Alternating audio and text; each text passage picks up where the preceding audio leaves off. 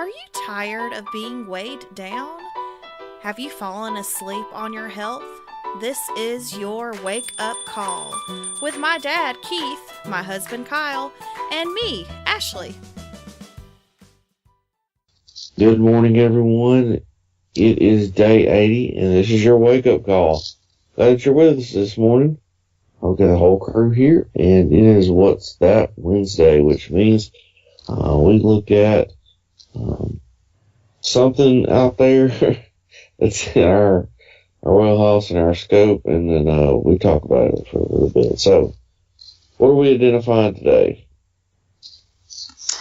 Well, today I thought we would talk about intermittent fasting. This is something that I have applied to my life in the past month or so, I guess. And honestly, looking back, it's something I've kind of already naturally done most of my life without realizing it. Fasting is basically going a period of time without eating.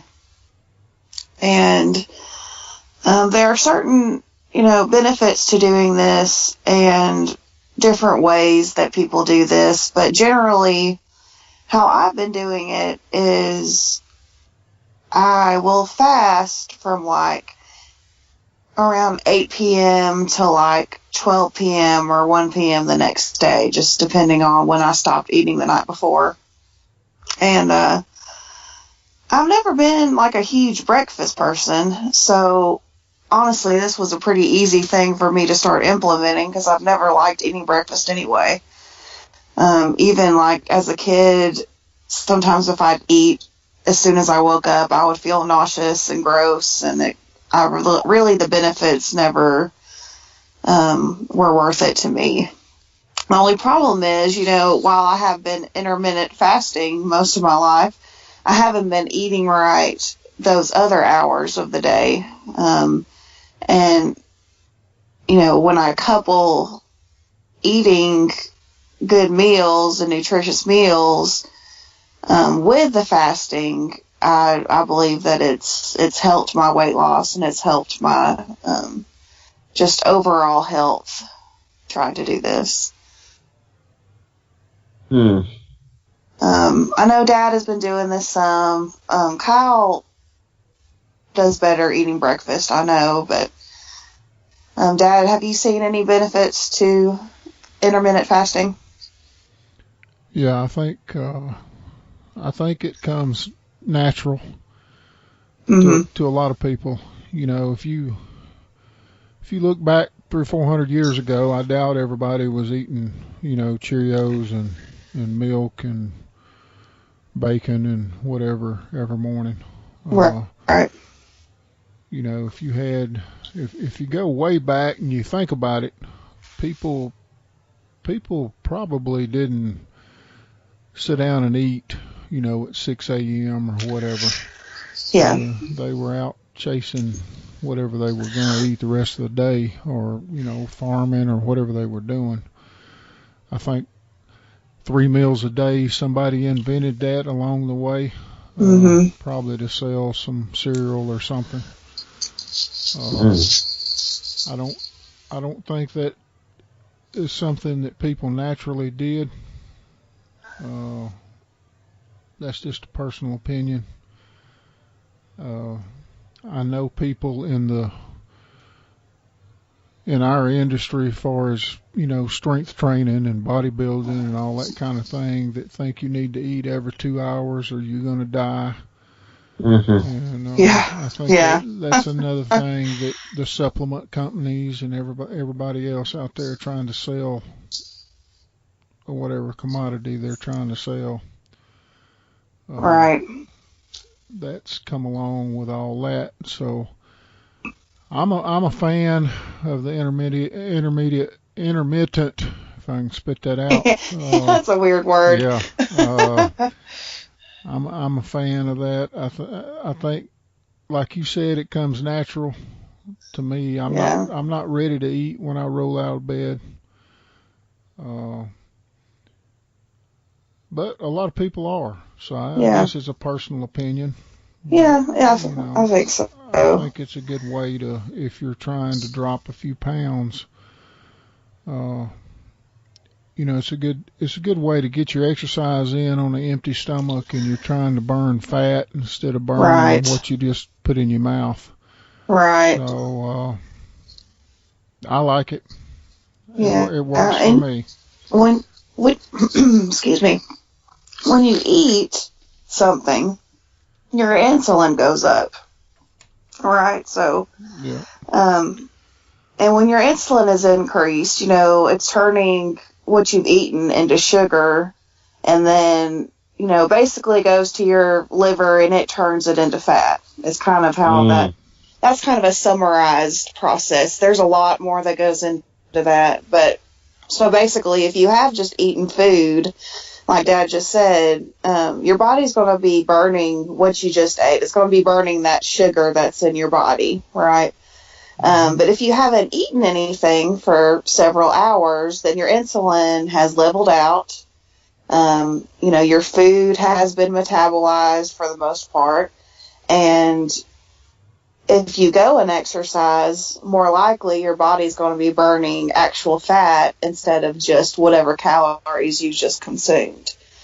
And going back to the exercising thing, like I have, I've been walking almost every day, and earlier, I would try to eat something before I went to walk, like maybe a smoothie or maybe a bowl of oatmeal or something, and I would just feel heavy, and I wouldn't be able to go as far, and I just wouldn't feel as good. So even just feeling better while exercising, I do better exercising on an empty stomach. And again, I think Same. that's a preference for some people, I Same. believe. I've But always been that way.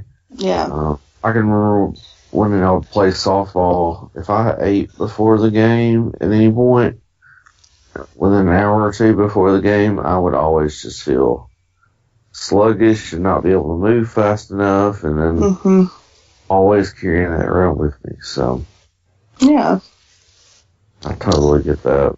yeah. The big thing about intermittent fasting is this.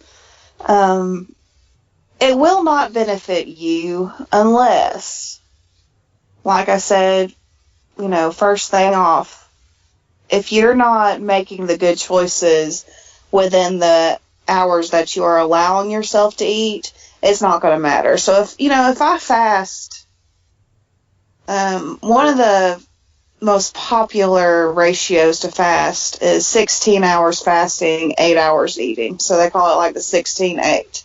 Well, if in my 8 hours I decide to go to Burger King and Taco Bell and eat a bag of chips and a box of Oreos, then it's not going to matter what I did those 16 hours. I'm going to sabotage myself within those 8.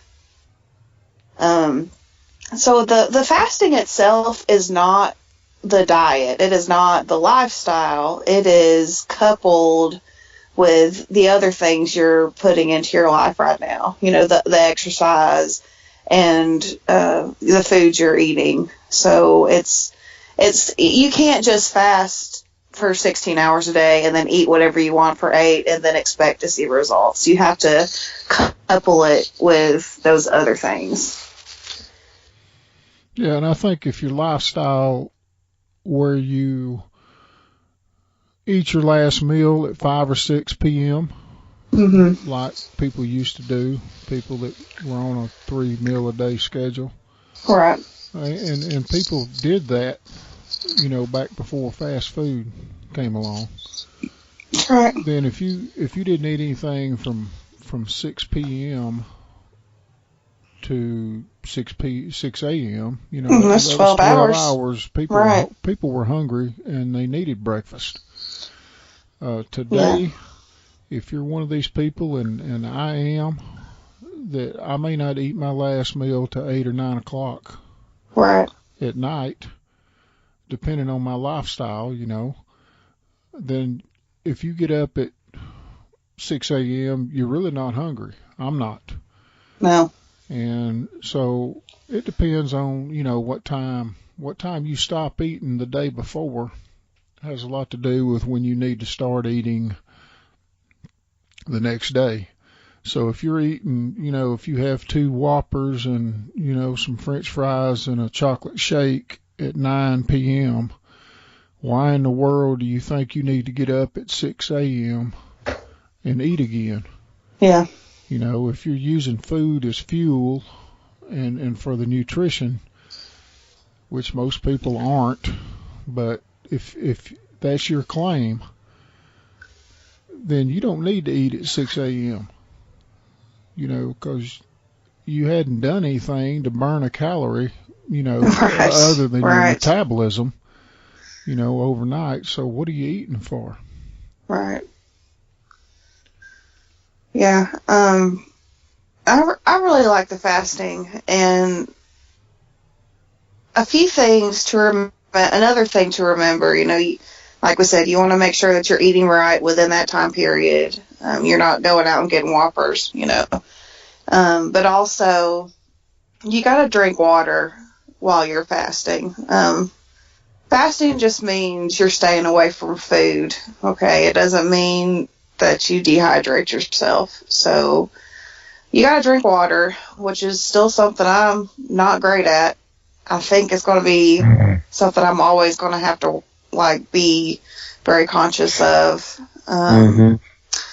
So you got to drink your water. And if you think about this, if you cut out a meal a day, even if your lunch and dinner might be slightly larger, chances are you've cut so many calories by leaving out a meal that you've cut your daily calories down without even really realizing it. You're probably not going to be as likely to eat as much. Like I said, unless you go and binge, like I said before. So that is a benefit, and also if you continue drinking water all day, it's going to help your stomach feel a little more satisfied. And I read this article for people wanting to start intermittent fasting. Like if you are one of these people that eat 3 square meals and you don't go very long fasting, you don't go very many hours, it gave some tips of those who are new to it. I never had to do these things because, like I said, it's just always come kind of naturally to me. I've never liked breakfast. I like breakfast foods, but I don't like them at 6 in the morning, Anyway, but it said, like Dad just mentioned, pick your fasting time. So if you are a person that eats later at night, then the next day you need to go later in the day. But if you're a person that eats your last meal at 4, then sure, get up at 6 or 7 and eat. You need to adjust that time according to what works best for you.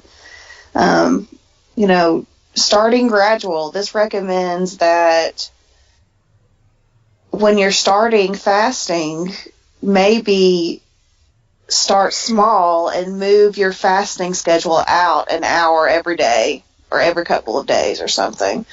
So maybe you eat something at 7 a.m. one day. Maybe you're going to try not to eat till 8 the next, 9 the next day, until eventually you've adjusted your schedule. Some people do better building gradually. Some people do better just going at it. Just depends on your personality. Again, this says to stay hydrated. It'll help you from feeling super empty. And let's see, this says don't binge. We talked about that. Eat wholesome meals. We also talked about that. And I really like this point this article makes. It says stay busy. So don't sit around and do nothing while you're fasting. Go out and exercise. Go and do something so your brain isn't trying to trick you into eating when you're trying not to, If you're at work and being busy, it's probably easy for you not to eat because you just don't have time. But if you aren't working, go out and take a walk. Go exercise. Do something to get your mind off of food for a while. This says to journal, so write down what you're eating and when. That works for some people. I've started a million journals for food, and I never take them very far. Maybe the first few weeks, and then after that, I don't write down stuff anymore. But that works for some people.